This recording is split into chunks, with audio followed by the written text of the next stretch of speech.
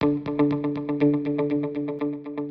there, I'm Ari from the Tech Buyers Guru, and in this video, I'm going to be giving you an update on the smart home industry as a whole. Now, what actually precipitated this video was an announcement from Wink, the maker of the Wink Hub, on May 6, 2020, that they would be moving to a subscription service in 7 days on May 13th, 2020. That gave users of the Wink Hub and the Wink Hub 2 7 days to decide if they were going to start paying $5 a month for a product that they'd already paid for at retail, likely around $100. Now, of course, this rubbed a lot of folks the wrong way, but I'm not going to actually sit here and gripe about Wink. I'm actually going to look at this from a higher level perspective and talk more about how this came to be and why this was really bound to happen. Frankly, Wink has been on its last legs for longer than I could possibly imagine. And something like this had to happen. I was frankly surprised that Wink didn't just shut its doors and shut down its service a long time ago. So, in that regard and from that perspective, actually this is better. Wink, which I don't think has been solvent for years, is basically giving people who bought their products over the past like 6 or 7 years the opportunity to continue using the product. They just have to pay $5 a month. Now that adds up, right? So $5 a month, you're going to get to the price of the hub itself in no time, frankly. So, you're talking about $60 a year to use a product that maybe cost between $60 and $100 when you bought it like in 2015 or 2016. So I understand why people are upset, but I also understand why Wink had to do it. So let me give you a bit of history about the smart home industry. I've actually been following smart home since it was a thing back in 2013 when I founded my website.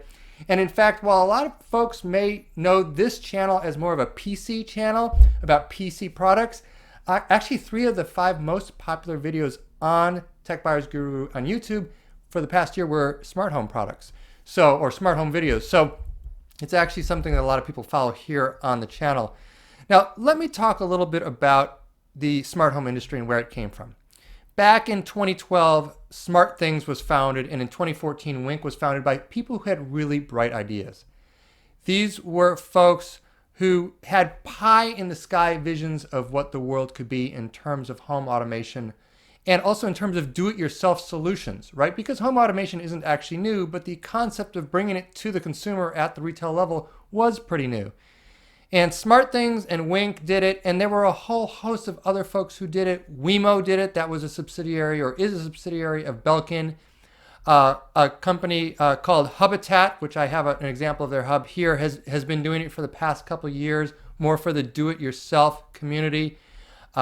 I've tested a whole bunch of other hubs, many of which you would never know of and have been shut down for years.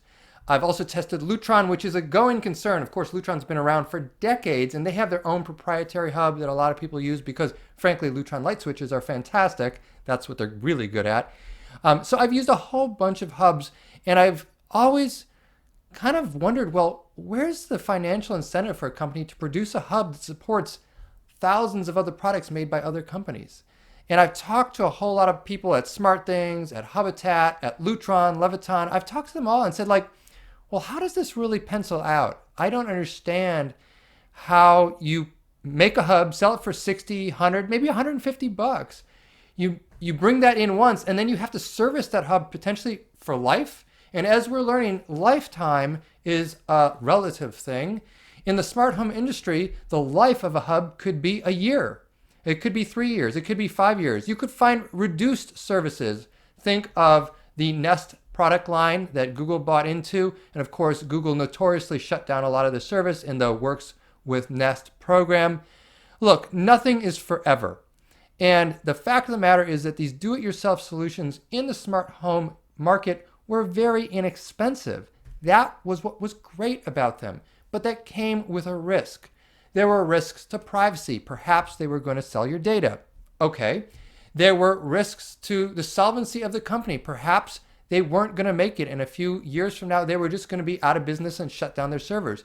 There were business risks that had nothing to do with that. Big companies that I know of, like TCP, which is a great maker of light bulbs, got into the business of manufacturing its own hubs, having its own server, and then simply shut it down one day. And they still made light bulbs. The company's still around. They still make great light bulbs. But they got out of the hub business. It didn't make any sense. And so I'm really sad that this has happened to Wink. And I have to give you my insights from years of working with these companies, interacting with them at CES over the past 5 years. These are companies that want to do great things. They want to do good by the consumer. I have been on the phone with Wink customer support so many times over the years, which on the one hand is a sign that Wink didn't always work, but on the other hand is that a sign that, hey, they had customer support for products that weren't their own. Like if I couldn't connect a light bulb from Sylvania or Commercial Electric or a switch from Leviton or Lutron, I would call Wink. The onus of the whole burden of making the smart home system work was on Wink, and frankly, it was too much for them to bear. So for all those people out there griping about how Wink deserves to be sued, they're going to get a class action lawsuit against them, give it up, guys.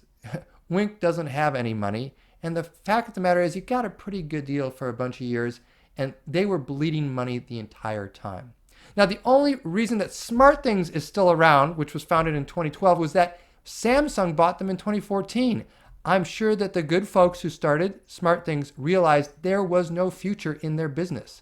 And the only reason that Samsung was interested in it was that Samsung could leverage the technology and the name for a whole host of other products that Samsung sold, like TVs and refrigerators and robotic vacuums and so many other products that they now brand in the SmartThings category of smart home products.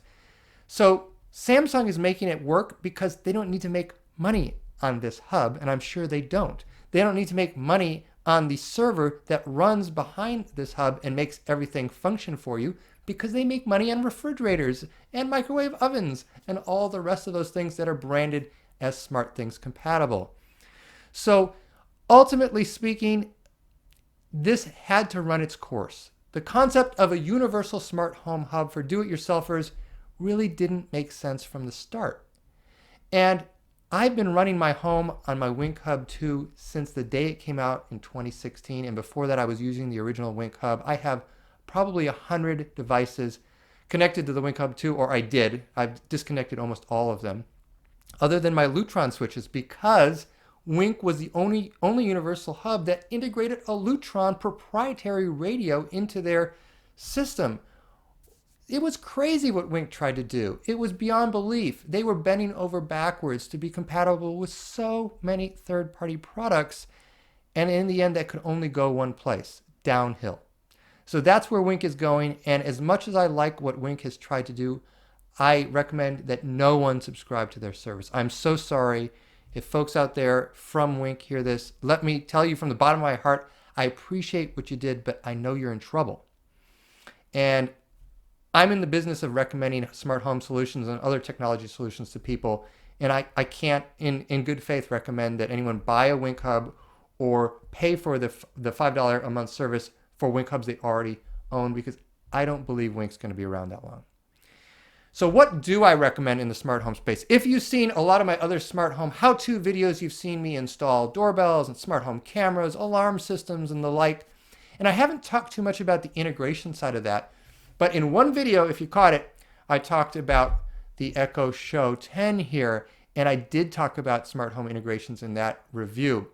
And for anyone out there who wants to get started in smart home today in 2020, I have one and only one recommendation for you. Pick up the Echo Show from Amazon.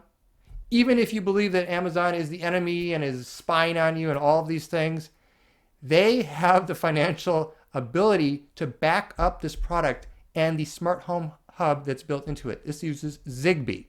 Now, that also means that all the devices you buy should either use Zigbee or Wi-Fi. Wi-Fi being essentially universal, but also means there's a few more steps in the chain. So when you have a Wi-Fi device, it has to communicate with the server from the company that you bought it from. In fact, all the lights in the studio are Wi-Fi connected lights by a variety of different companies. And so when I use my Amazon Echo device to turn those on, Amazon Echo has to talk to the servers from those companies, and then the lights turn on in my studio. If you use Zigbee, it's more of a local solution. So the Zigbee radio in here actually communicates directly with those Zigbee products. There's still pinging to Amazon servers, but it's not pinging, for instance, GE's servers or Sylvania's servers if you're using a Sylvania or GE bulb that has Zigbee built in.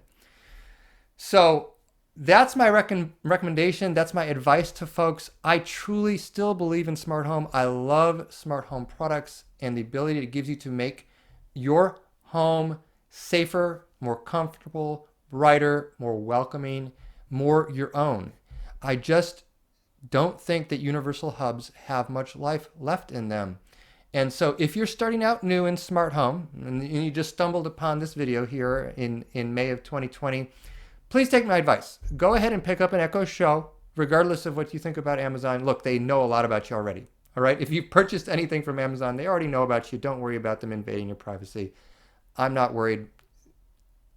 There's nothing for me to hide in front of this. Maybe don't put it in your bedroom, but hey, that's up to you.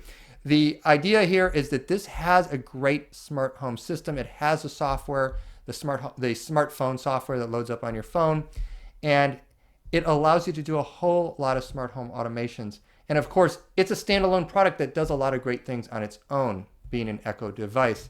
So, you know, in the end, I thought that this video would mostly focus on Wink, but I realized, you know, there's a bigger story to tell here.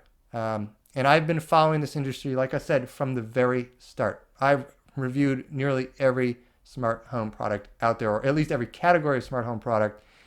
And we're at the end of the road. We're at the end of the road for universal hubs. But the fact that Amazon got into this is a very good thing for anyone who wants to take advantage of smart home in the future. So this may be controversial. Some of you may disagree with me. Some of you may want to still sue Wink. Some of you may still want to use a do-it-yourself solution like Hubitat. Some of you may think that Amazon is the devil incarnate.